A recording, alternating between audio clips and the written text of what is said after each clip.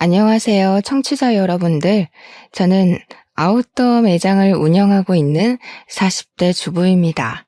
저에게 일어난 모종의 사건을 어딘가에 재미나게 풀어내고 싶어서 이렇게 사연을 올려보게 되었습니다. 친구들에게 이야기를 하자니 제 얼굴에 침을 뱉는 격이라 익명의 힘을 빌려서 용기를 내봅니다. 정말 남들이 들으면 콩가루 집안이라고 욕을 할 것 같은 그런 부끄러운 이야기지만 속 안에 감춰두고 있으니 속병이 날 것 같네요. 제가 이런 사연을 올려버리게 결심하게 만들어준 우리 원수 같은 시모. 앞으로 만수무강하길 기원하면서 사연을 시작해 보겠습니다. 저는 결혼 전부터 일찌감치 옷 매장에서 일을 했고 나이 29살에 능력을 인정받아서 본사 직영점 매니저로 승진을 하게 되었습니다. 일단 30이 되지 않은 나이에 대리점도 아니고 본사 직영점의 관리를 맡는다는 것은 무척이나 이례적인 일이기도 했죠. 보통 다른 직영점 매니저분들이 50대라는 걸 감안하면 제가 어린 나이에도 윗분들의 눈에 들었다는 것이니까요. 그도 그럴 게 꽤 위치도 좋은 아울렛 매장이었는데 매출이 다른 지점에 비해 월등히 높았거든요. 그만큼 제가 고객 관리도 잘하고 언변이 좋아서 매장 운영을 잘했다는 뜻이겠죠. 그래서 능력을 인정받았고 직영점 매니저 자리를 꿰찰 수 있게 되었습니다. 지금 남편이랑은 한때 같이 일했던 직원이 소개팅을 주선해 주어서 만나게 되었습니다. 소개팅이라는 매개체로 잘 될 확률이 무척이나 적다고 하던데 저희는 대화가 잘 통했고 서로의 외적인 부분이 마음에 들었고 그래서 잘 이어지게 되었습니다. 연애를 하는 동안에 싸우는 일도 거의 없었고요. 취미도 비슷하고 생활 습관마저 비슷해서 운명의 상대를 여기서 찾았구나 하면서 지냈습니다. 밖에 나가서 몸을 사용하며 노는 것을 싫어했고 집에 콕 들어박혀서 공포 영화를 보는 걸 좋아했고요. 오이는 냄새만 맡아도 둘 다 기겁을 했고 강아지보단 고양이를 더 좋아하는 성격까지 무척이나 비슷했어요. 그렇게 남편과 저는 연애를 3년이나 했고 나이가 차고 혼기가 다가오자 결혼을 하기로 약속했습니다. 그때까지만 해도 우리의 미래에는 꽃길만 가득할 거라 믿어 의심치 않았습니다. 성품이 바르고 심성이 착한 남편에게 그런 시어머니가 존재할 거라는 생각을 전혀 하지 못했기 때문이죠.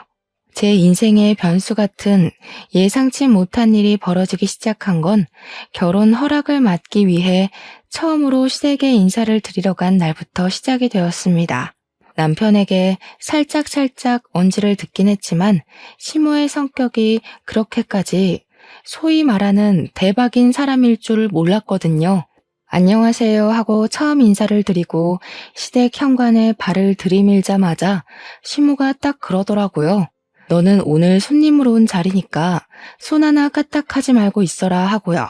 그 말이 무슨 뜻이겠어요?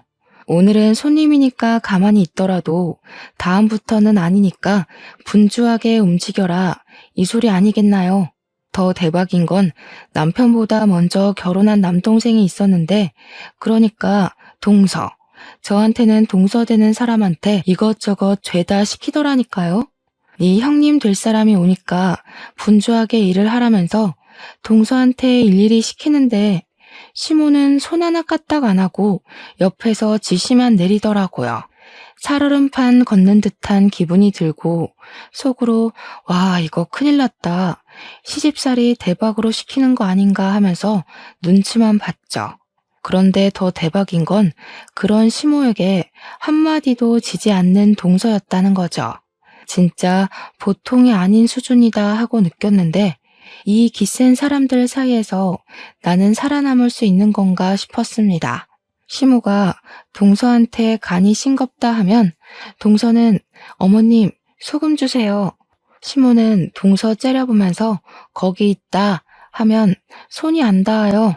고춧가루는요? 거기 있잖니. 계란도 좀 꺼내주시고요. 너는 손이 없어 발이 없어? 하면서 둘이 말싸움을 하더라고요. 시모가 이래라 저래라 하면 동서는 그거 주세요, 저거 주세요 하고 시모가 네가 직접 가져가라 하면 동서는 저 그거 어디 있는지 몰라요 하고 둘이 무슨 꽁트 찍는 것처럼 대화를 하는데 웃긴 건 동서는 정말 시모를 보조원처럼 부려먹으면서 집안일을 하더라고요. 그 정도면 누가 누구 수발을 들고 있는 건지 헷갈릴만 하더라고요. 저는 그 사이에서 약간 체하는 기분을 느끼며 이 난간을 어찌 헤쳐가야 할까 고민을 했죠. 다행스럽게도 동서가 아주 쿨한 성격을 가진 여자였다는 거죠. 밥 잘 먹고 이야기 잘 나누고 집에 간다고. 남편이랑 저랑 서방님네랑 다 같이 나왔는데 동서가 저를 슬며시 잡더라고요. 형님 되실 분이니까 터놓고 이야기할게요. 절대로 기죽으시면 안 되고요. 또박또박 싸워서 이기셔야 돼요. 우리 시모가 발 뻗을 곳 보고 뻗는 분이시거든요. 처음에 제가 비위 다 맞췄는데 그러다가 호구 잡혔어요. 한번 대판으로 싸운 다음에서야 저한테 뭐라고 안 하시거든요. 오늘은 형님 온다고 일부러 기세 보이고 싶다고 저러신 거고요. 평소에는 저한테 한마디도 못 하시거든요. 그니까 형님도 저처럼 드세게 나가셔야 돼요. 어려우면 연락 주시고요. 그렇게 자기 할 말 쏙 하고 가더라고요. 순간 제 머릿속에 시모를 들이받으라고? 이게 무슨 콩가루 같은 이야기지? 했어요. 동서가 정말로 저를 걱정해서 말해주었던 진심이라는 걸 그때는 잘 몰랐죠. 그 이후에 상견례를 했고 양가가 서로 합의 잘 이루어진 상태로 결혼 준비를 끝냈고 무난한 결혼식을 올리게 되었습니다. 근데 보통 결혼식 하는 날 신부 대기실에는 신부 지인들만 들어오지 않나요? 친구들이랑 이야기하고 사진 찍고 그러고 있는데 시모 지인들이 싹 들어와서는 저한테 돗대기 시장처럼 시끄럽게 말을 시키는 거예요. 며느리가 아웃도어 매장을 운영한다고? 하면서 자기네들이 시모의 산악 동호회 친구들이라고 하더라고요. 우리 시모 취미가 산을 타는 것이었는데 아웃도어 매장을 운영하는 며느리가 들어왔다고 싸게 살 수 있다고 자랑을 하셨나 보더라고요. 옷을 좀 할인해달라고 일부러 찾아와서 저한테 말을 건 것이었죠. 제가 운영하고 있는 매장이 직영점이라서 본사에서 내려온 할인율만큼만 할인을 해줄 수가 있었거든요. 기본적으로 아울렛 매장이라 깔리고 들어가는 할인율도 있었고요. 저는 뭐 땅 파서 장사하는 것도 아닌데 제가 맘대로 할인을 해줄 순 없죠. 굳이 신부 대기실까지 찾아와서 할인 이야기 꺼내고 가는 시모 지인들도 무척이나 별로였어요. 그거 하나 딱 찝찝한 거 남기고 결혼식 잘 하고 저희는 바로 신혼여행지로 떠났습니다. 남편과 저는 평소에 가볼 수 없는 곳으로 신혼여행을 가자고 약속을 했고 그 장소는 바로 약속의 땅 뉴질랜드였습니다. 뉴질랜드가 워낙 자연 경관이 거대하고 멋있고 또 산을 걷는 트레킹이 유명한 나라잖아요. 남편이랑 같이 트레킹 관광을 나섰는데 거기서 엄청 좋은 트레킹화를 팔고 있더라고요. 큰 마음 먹고 제 거랑 남편 거 사면서 시모가 산악 동호회를 한다고 했으니까 시부모님 드릴 신발도 한 켤레씩 샀습니다. 당연히 한국까지 전화를 해서 신발 사이즈 물어보고 샀죠. 귀국을 해서 시댁에 신발을 딱 가져가니까 시부가 너무 마음에 든다고 좋아하시더라고요. 근데 시모는 약간 마음에 안 든다는 식으로 삐죽거리면서 시부한테 그러더라고요. 당신은 산에 가자고 하는데도 안 가면서 이런 좋은 신발이 왜 필요하냐고요. 시부가 아니 뭐 산 탈 때만 신는 신발인가? 그냥 신고 다니면 되지 하니까 시모가 저를 보면서 색이 이거밖에 없었니? 이러는 겁니다. 아웃도어 매장한다는 애가 신발색을 이런 갈색으로 골라오면 어떡하냐고 등산화 화려한 게 요즘 유행인 거 몰라서 그러냐고 하는 거예요. 몰랐으면 지금이라도 자기 말 듣고 화려한 운동화로 매장에 있는 거 다 바꾸라며.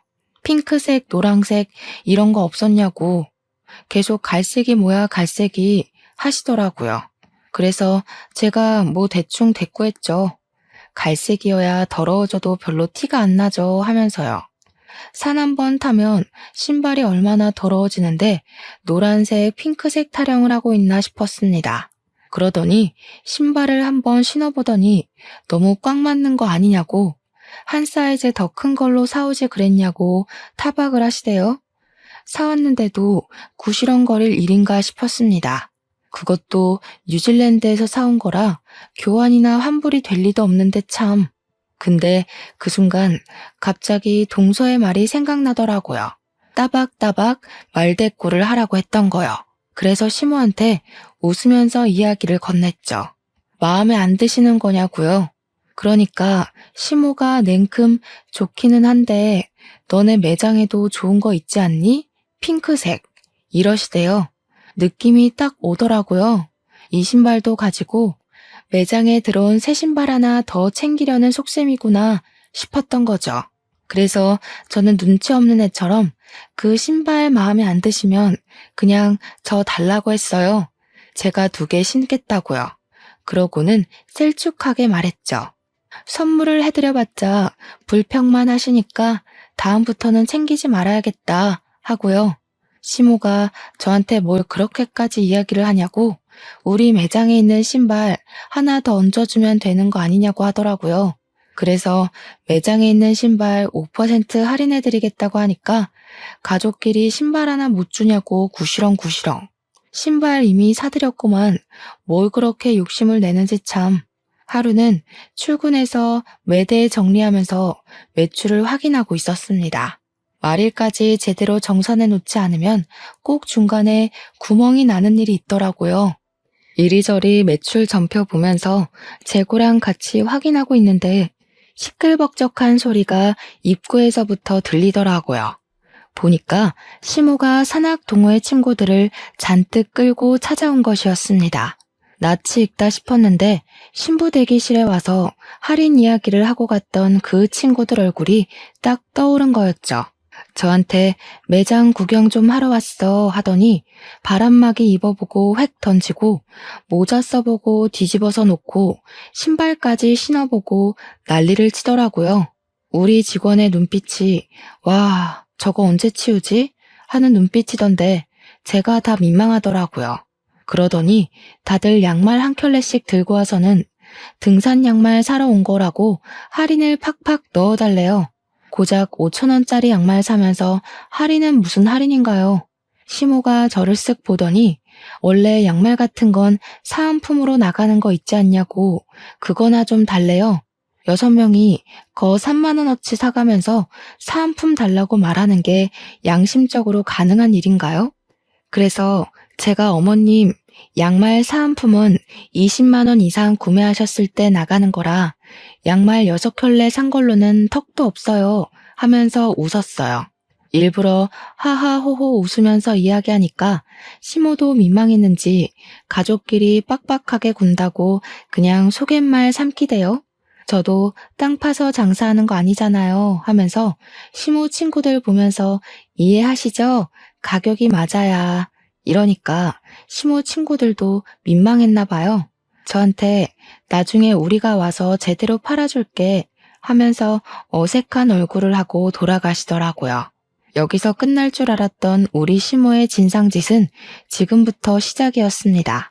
제가 하루 종일 매장을 지키고 있는 건 아니었거든요.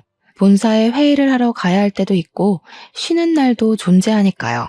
일이 좀 있어서 이틀 연속으로 매장에 출근을 하지 못했는데 제가 출근을 하니까 직원이 저한테 쪼르르 달려오더니 곤란한 듯 말을 하더라고요. 무슨 일 있었냐고 진상 손님 왔었냐고 물어봤더니 반품이 들어왔는데 제 가족분인 것 같다고 조심스럽게 이야기를 하는 거예요. 내가 누구? 하고 물어보니까 시어머니요 하면서 이야기를 하는데 제가 없을 때 왔다 간 건가 싶더라고요. 직원이 저한테 제가 없을 때 와서 바람막이를 하나 사갔다가 다음날 바로 반품을 했는데 택은 그대로 있지만 옷이 너무 더럽다는 겁니다.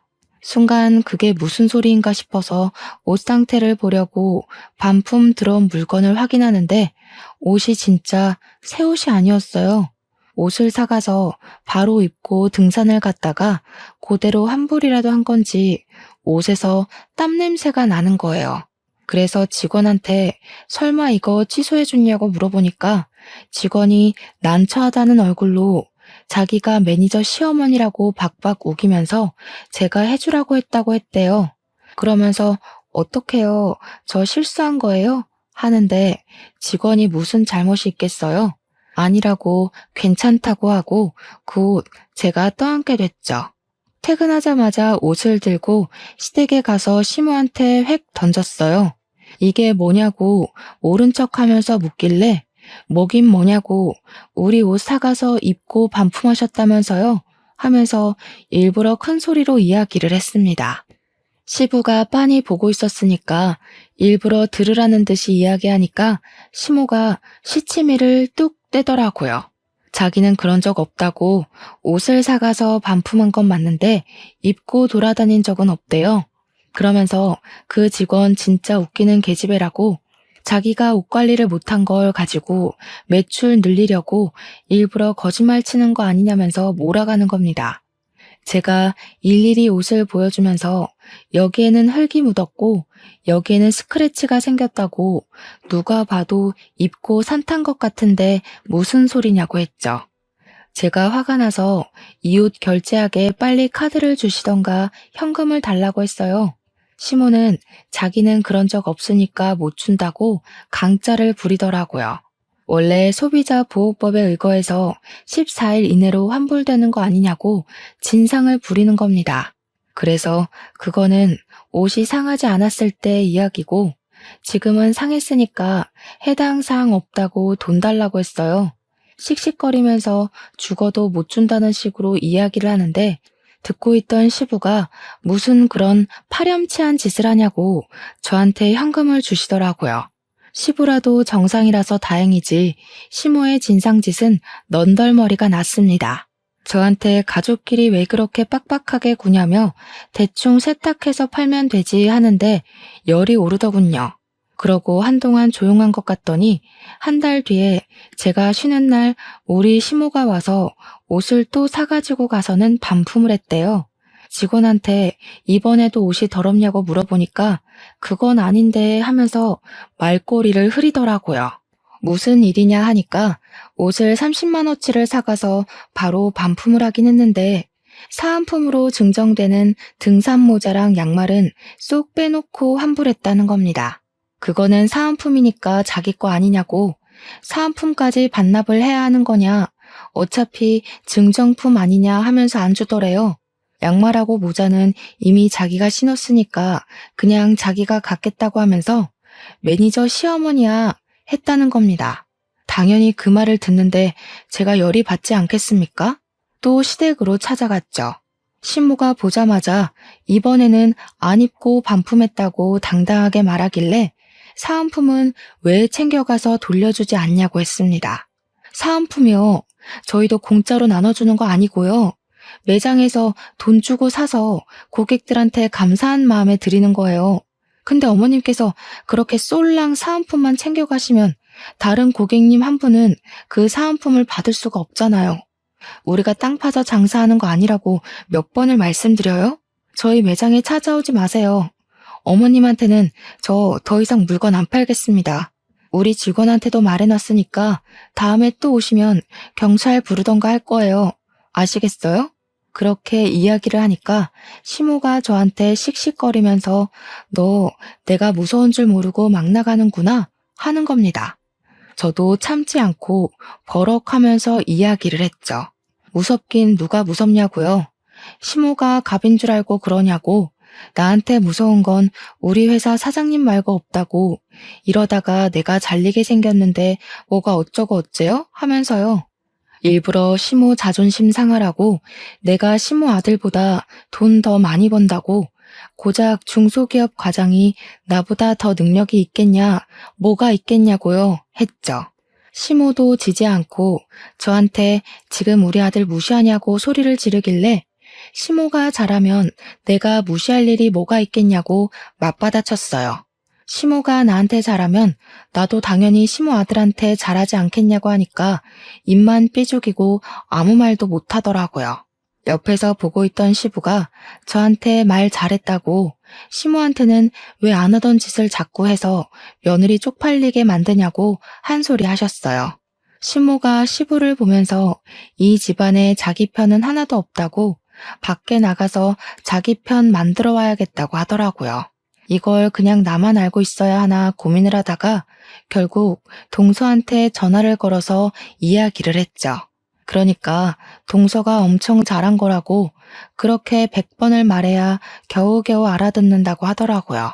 자기는 백화점 속옷 매장에서 일을 했었는데 결혼하고 얼마 되지 않아서 팬티를 사가서 입어놓고는 환불을 하러 왔대요. 동서가 입던 팬티는 환불 안 된다고 고래고래 소리치면서 이야기를 했더니 그제야 쪽팔린 줄 알고 돌아갔다고 했대요. 백화점 매장에 블랙 컨슈머로 등록까지 시키고 백화점에서 따로 관리 대상으로 분류하게 했더니 그제야 찾아오지 않더라며. 와, 너무 충격적이지 않나요? 입던 팬티를 환불하러 오는 게 말인지 방귀인지 상상 초월이었습니다. 그렇게 제 말을 잘 알아들은 줄 알았던 시모는 제가 쉬는 날 골라서 또 매장에 찾아왔더라고요. 도대체 어디에 신복을 숨겨놓은 건지 제가 쉬는 날은 기가 막히게 알고 찾아오더라고요. 이번에는 남성용 등산화랑 남성용 등산용품을 몇 개 사가길래 직원이 주시하고 있었다고 하더라고요. 근데 의외로 환불이 들어오지 않았고 가격도 후려치지 않고 제값 주고 사갔다고 이야기를 하더라고요. 그래서 저는 시모가 웬일이지 남성용 등산용품은 왜 사간 거지 싶었죠. 시부가 등산에 취미가 없어서 시모 혼자 친구들이랑 다니는 거였거든요. 이제 시부도 등산을 가나 싶어서 부부가 같이 취미 생활을 하시려나 보다 이건 좀 부럽다 하면서 생각을 했죠. 우리 남편이랑 저랑은 아무래도 시간이 잘 맞지 않아서 결혼 이후에는 취미 생활을 즐기지 못했거든요. 어차피 밖에 나가서 몸을 쓰는 취미 활동을 하는 것도 아니긴 해서 집에서 영화나 보고 게임이나 하고 하는 게 전부지만요. 시부모님이 매번 싸우기만 하는 줄 알았는데 취미 생활을 같이 한다고 하니까 부러웠죠 뭐. 시모가 오랜만에 가족들 한데 모여서 밥 먹자고 하길래 시댁에 방문을 했는데 저는 매장을 운영하는 사람이니까 딱 보면 알잖아요. 등산화 모델명만 봐도 어떤 신발인지 눈에 들어오는 그런 안목이요. 분명 신발도 사가고 용품도 사갔는데 현관에서 신발장을 둘러보는데 그 신발이 없더라고요. 그래서 뭐지? 싶어서 시모한테 남성용 등산화 사가셨다고 들었는데 아버님이랑 등산 다니시는 거 아니었어요? 하고 물어봤죠. 시모가 순간 당황해하면서 아니라고 그거 우리 동호회 사람이 생일이어서 선물하려고 산 거였다고 하더라고요. 우리 시모 같은 짠순이가 20만 원짜리 신발을 선물한다는 게 무척이나 의외였습니다. 그래도 뭐 같이 등산 다니고 돈독한 친분이 있는 사람이면 그럴 수 있겠다 싶었죠. 근데 사건이 와장창 터지고 만 것입니다. 2달 뒤에 시부가 남편한테 연락을 해서는 신세 한탄을 하면서 시모랑 이혼을 하기로 했다고 통보를 했대요. 그 이야기를 전해 들은 저와 서방님네는 놀래서 시댁으로 찾아갈 수밖에 없었죠. 두 분이 방금 전까지 싸운 건지 씩씩거리면서 문을 열어주는데 남편이 다짜고짜 이혼이 무슨 소리냐고 물어봤어요. 그러니까 시부가 부들부들 떨면서 네 엄마 바람났다 하면서 사진을 보여주더라고요. 시모가 웬 남자랑 같이 팔짱을 끼고 등산을 하고 같이 차를 타고 저수지에서 낚시도 하고 커플룩으로 차려입고 데이트를 하는 사진들이었습니다. 그러면서 시모가 소름 끼친다고 이런 걸 따라다니면서 어떻게 사진을 찍을 생각을 하냐고 당신 의처증이냐고 화를 내대요. 그 사진을 보는데 등산복이며 등산화며 용품이며 너무나도 눈에 익은 물건들이 있더라고요. 우리 매장에서 사갔던 그 용품들이며 옷이며 알고 보니 내연남한테 사주려고 반품도 안 하고 제값 주고 사간 것이었습니다. 제가 어이가 없어서 이거 다 저희 매장에서 사간 물건이네요 하니까 시모가 뭘 그런 걸 입 밖으로 꺼내냐면서 성질을 부리더라고요. 시부가 눈 돌아가지고 당신 미쳤냐고 며느리 매장에서 내연남 줄 선물을 사가? 이러더라고요. 당장 이혼하자고 당신 같은 여자랑 하루도 더 살고 싶지 않다고 진절머리를 치셨습니다. 그러자 시모가 놀래서 아니 당장 자기 보고 어딜 가서 살라고 이혼을 하자는 거냐고 소리를 꽥 지르니까 시부가 자기 알 바 아니래요. 내연남 집에 가서 살든 밖에 나가서 얼어 죽든 마음대로 하자고 당장 우리 집에서 나가라고 내연남이 호랩이라며 하더라고요. 그 집 가서 엄마 노릇하면서 하하호호 살면 되겠네 하는데 부부싸움 살벌하게 하시는 거 있죠? 시모가 자기가 못할 것 같냐면서 자식들이 말리기도 전에 짐을 싸서 획 나가버렸어요. 물론 아무도 말릴 생각이 없긴 했지만요. 남편이고 도련님이고 시모의 바람이 무척이나 충격이었나 보더라고요. 결국 두 분 나이 67세에 협의 이혼을 했고요. 위자료랑 재산 분할은 그냥 없는 셈 치고 이혼만 하기로 했다고 하셨습니다. 그리고 정말 충격적이게도 시모는 진짜 내연남의 집에 들어가서 살림을 차렸다는 겁니다. 우리 남편이 전화해서 어디서 뭐 하면서 살고 있냐고 아빠한테 지금이라도 싹싹 빌고 집에 들어가라고 연락을 했더니 시모가 웃더래요. 자기가 왜 그래야 하냐며 너무너무 행복해서 미칠 것 같다고.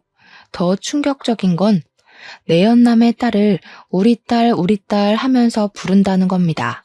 우리 딸이랑 데이트도 하고 딸 키우는 재미가 있다면서 너도 새아빠 한번 만나볼래? 하면서 남편한테 이야기를 했대요. 남편이 식겁을 해가지고 누가 새아빠냐고 화를 내니까 자기랑 내연남이 결혼하면 너한테 새아빠 되는 거지 했대요. 남편은 우리 엄마가 그런 사람인지 몰랐다면서 충격에 부들부들 떨었죠.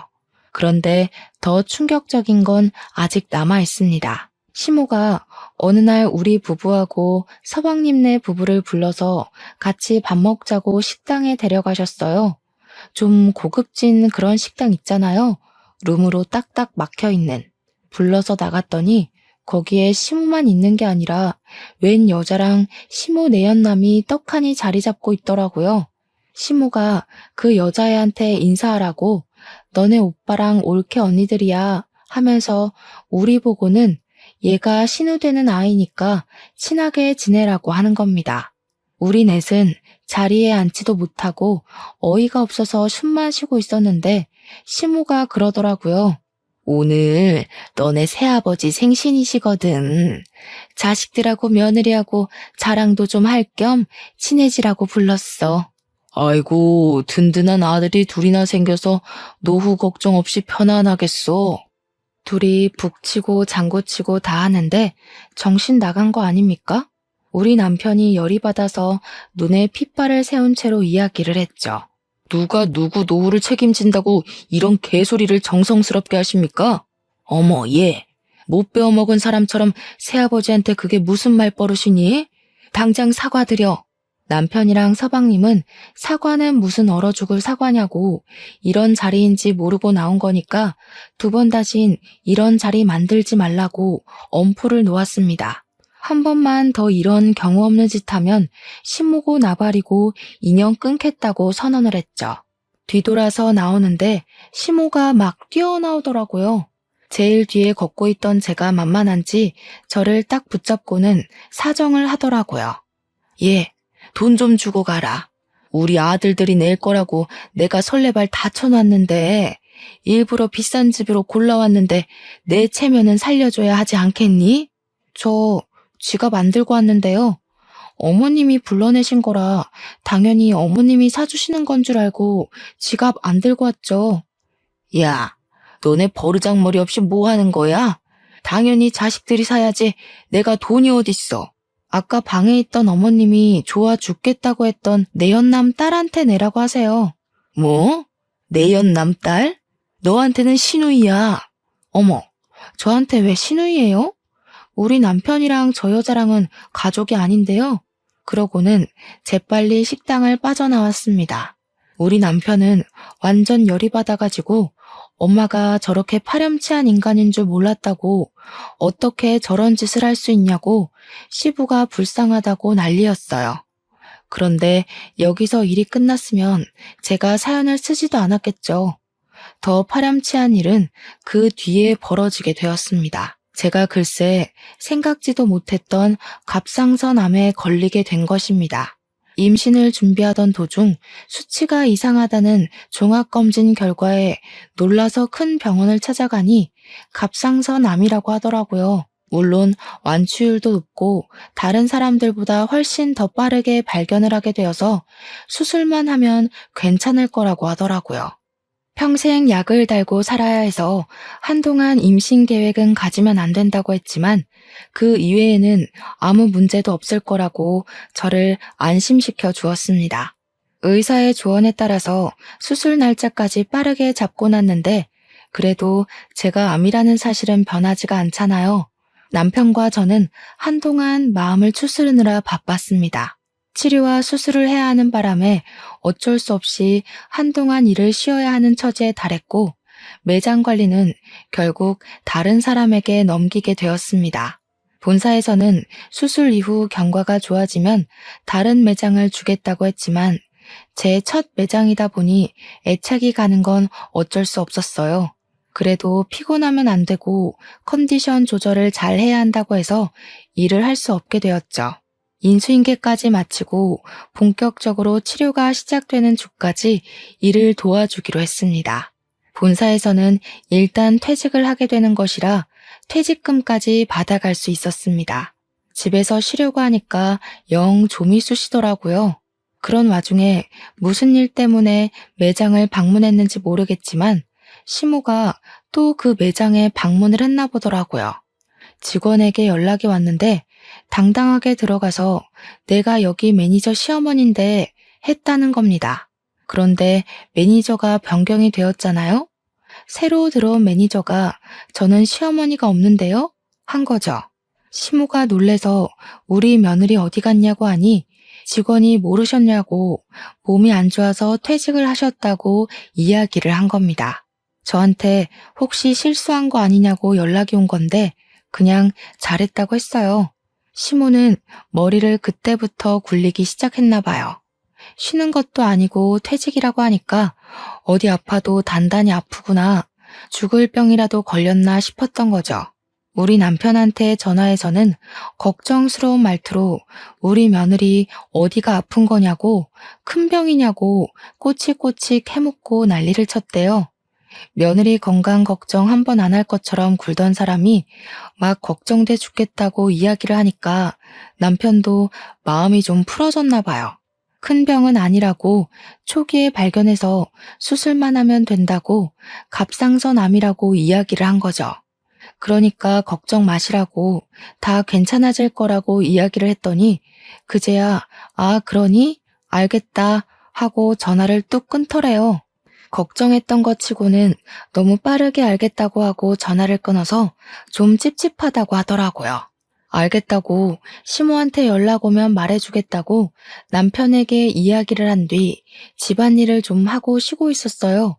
그런데 딱 타이밍 좋게 시모한테서 연락이 온 거죠. 아무렇지 않게 여보세요 하고 전화를 받으니까 시모 목소리가 들떠서 전화를 했더라고요. 예. 우리 아들이 그러는데 너 갑상선암이라며?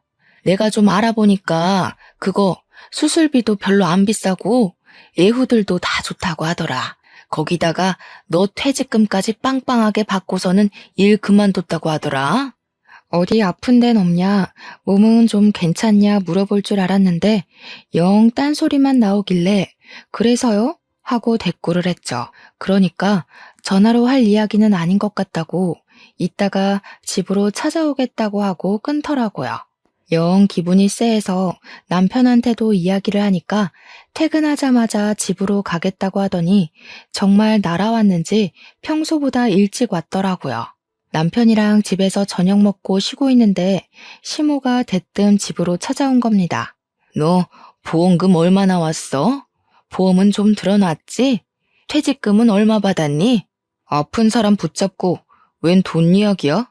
아니, 어쩜 이렇게 타이밍이 좋니? 너네 새아버지가 사업을 하는데 자금이 콱 틀어막혀서 지금 위험하거든. 일단 그거 먼저 풀어야 해서 대충 1억 정도가 필요한데 우리 며느리가 근속기간도 길고 보험금도 받았을 거 아니니. 10년 넘게 일도 했으니까 퇴직금도 꽤 되고 보험 진단금 받은 거 합치면 1억은 될 것 같더라고. 그 돈 나 좀 빌려줘라. 내가 나중에 갚을 테니까. 아니, 제가 아파서 퇴직을 한 거고 암 때문에 받은 보험금을 지금 내연남한테 빌려주라고 하는 게 맞는 건가요?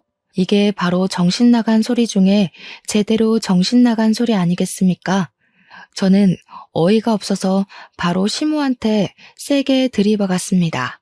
어머님, 혹시 머리에 소주 꽂으셨어요? 그랬더니 시모가 뭐가 어쩌고 어째? 하면서 저한테 큰 소리를 치시는 거예요. 지금 화를 낼 사람이 누군데 누가 누구한테 큰 소리를 냅니까? 머리에 소주 꽂은 것도 아닌데 어떻게 이런 생각을 하세요?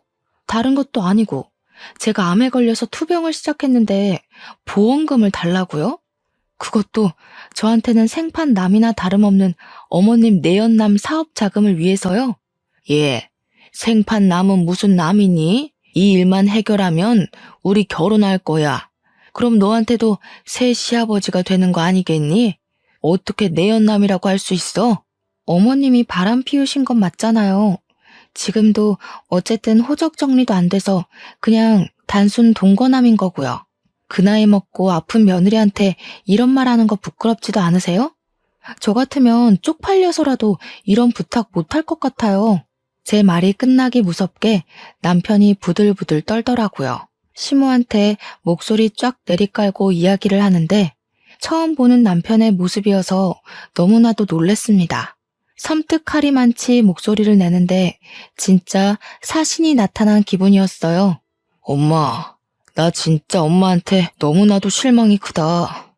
바람을 피웠다고 했을 때만 해도 아빠한테도 어느 정도 책임이나 잘못이 있을 거라고 생각했어. 아빠는 항상 돈을 번다고 바빴고 엄마는 외로움을 견디지 못하는 사람이었으니까. 근데 지금 생각해보니까 아니야. 그래, 아닌 것 같아. 예, 네 아버지가 나한테 관심이라도 줬으면 내가 바람을 피웠겠니? 그 인간은 나를 그냥 집 지키는 집 요정 정도로만 취급했다. 아니, 엄마는 그냥 탐욕스러운 사람인 거고 엄마만 생각하는 아주 이기적인 사람이었던 거야. 난 더 이상 엄마를 엄마라고 생각하지 않고 살 거야. 어떻게 우리 와이프 병원비를 아니 목숨값을 내놓으라고 당당하게 말을 할 수 있어? 이제 내 집에서 나가줘. 나한테 연락도 하지 말고 앞으로는 찾아오지도 마. 아니, 내가 먹고 튄다고 했니? 그거 갚겠다고 했잖아. 보증이라도 서줘? 공중이라도 설까? 나가라고. 꼴도 보기 싫다고 했잖아. 내가 엄마 자식이라는 게 부끄럽다니까? 남편이 시모를 향해서 소리를 꽥 지르면서 눈에 핏발을 세우고 이야기를 했습니다. 생전 소리 한번 지르지 않던 아들이 자기를 향해서 소리를 지르니까 시모가 많이 놀란 것 같더라고요.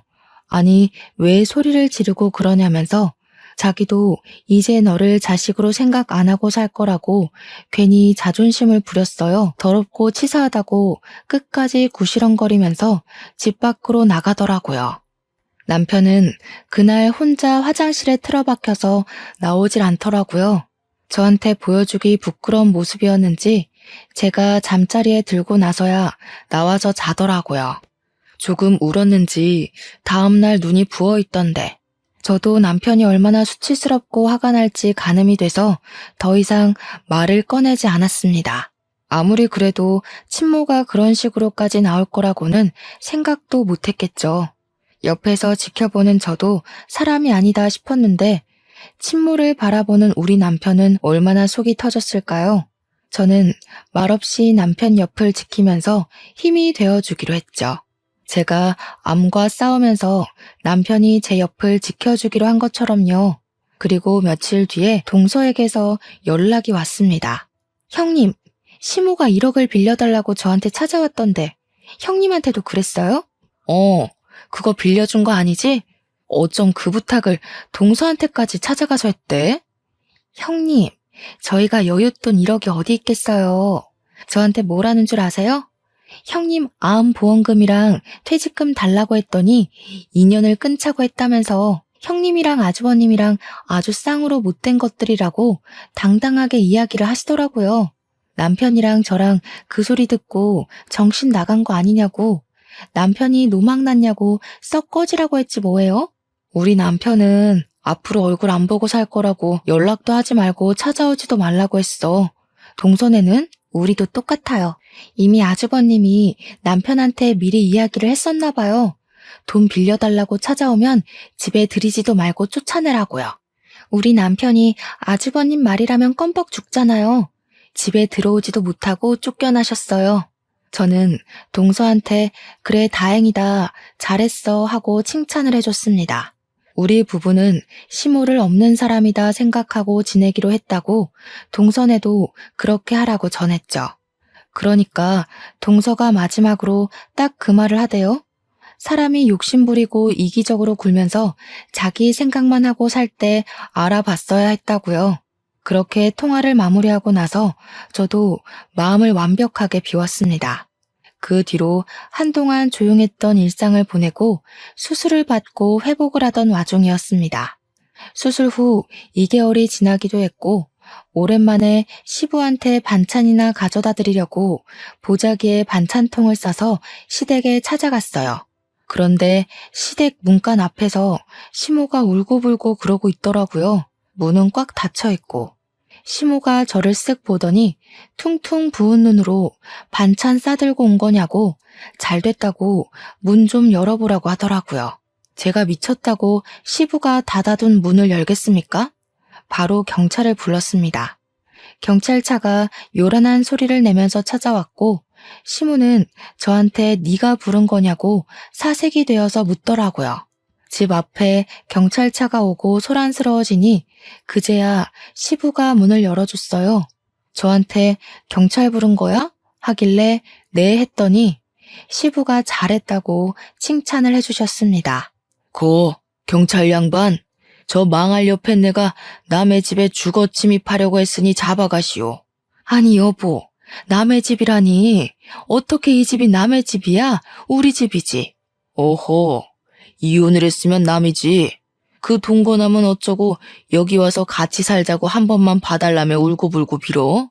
경찰분들 수고 많으십니다. 저 옆에 내 당장 데려가서 가둬버리쇼. 경찰은 이미 신고가 들어왔고 주거 침입이라는 명분이 있어서 어쩔 수 없다며 시모를 끌고 가셨습니다. 저는 시부한테 반찬을 잘 전해드리고 집으로 돌아왔고 그날 저녁 시부에게서 연락이 왔어요. 경찰이 조사를 끝냈다고 시부한테 연락을 주면서 사건의 전말을 알게 되었습니다. 시모는 결국 1억을 구하지 못했고 내연남은 시모한테 온갖 난리를 떨면서 쫓아냈다고 하더라고요. 알고 보니 내연남도 1억을 구해다 주겠다는 시모의 말에 속아서 같이 동거를 했던 거라고 하더군요. 내연남이 시모한테 그 돈 때문에 7살이나 많은 늙은 아줌마랑 동거까지 한 건데 그 돈 못 구해와서 길바닥에 내앉게 생겼다고 했대요. 시모가 돈이 있어 뭐가 있어요? 시부한테 원룸이라도 얻어달라고 사정사정을 했다는데 시부가 그것도 거절했대요. 나중에 듣기로는 지방에 있는 친척네 집으로 갔다는 것 같은데 별로 궁금하지 않더라고요. 시부도 그렇고 우리 남편도 서방님도 강단 있는 사람이라서 일이 확실하게 해결됐지 아니었으면 시모가 누울 자리 보고 뻗었겠죠. 저는 암 수술은 무사히 완벽하게 제거되었고 의사 선생님이 경과가 좋아서 2, 3년 지나면 임신 계획을 세워도 좋을 거라 했습니다. 남편과 저는 하루빨리 이세를 만들고 싶어서 시간이 흐르기만 기다리고 있어요. 우리 가족에게 새 생명이 찾아와 더욱더 화목해지길 기대해 봅니다. 제 이야기를 여기서 마치도록 할게요. 오늘도 고생하셨고 수고하셨고 또 좋은 하루 보내세요.